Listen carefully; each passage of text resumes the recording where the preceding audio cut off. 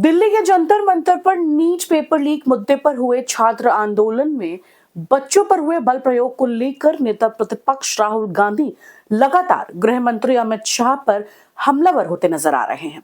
एक press conference के दौरान राहुल गांधी ने अमित शाह की सदन में जवाबदेही की मांग की है।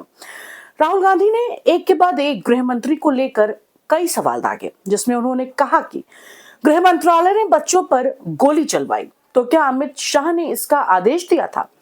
इसके साथ ही राहुल ने अमित शाह के इस्तीफे की भी मांग की है।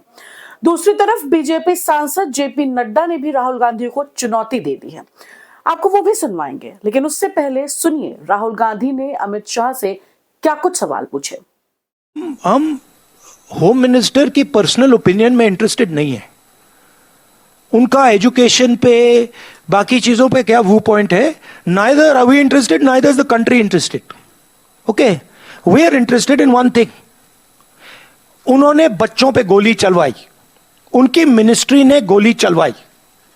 क्या अमित शाह ने ऑर्डर दिया था या नहीं? बिना होम मिनिस्ट्री के ऑर्डर के ना दिल्ली पुलिस गोली चला सकती है, ना आरएएफ गोली चला सकती है। राइट? तो हमारा सिर्फ एक सवाल है और उसका हम पहले जवाब मांग रहे हैं। आपने गोली चलवाई या नहीं चलवाई?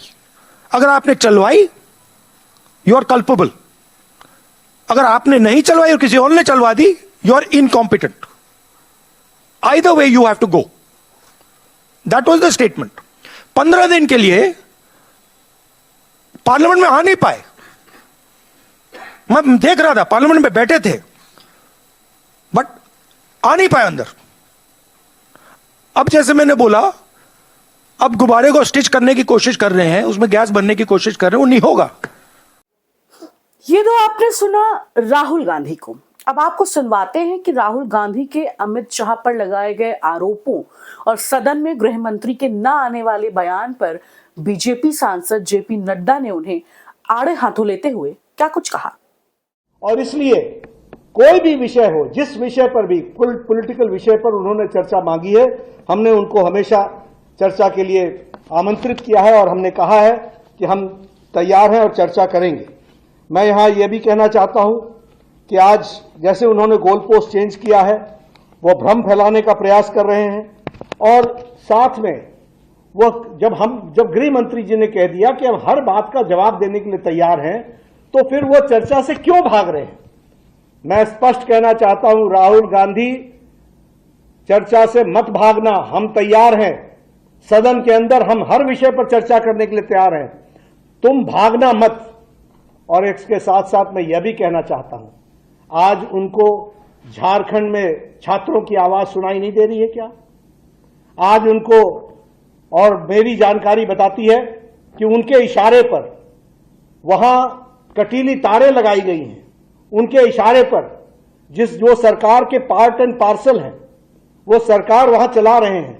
क्या उनको छात्रों की आवाज वहां सुनाई नहीं दे रही है?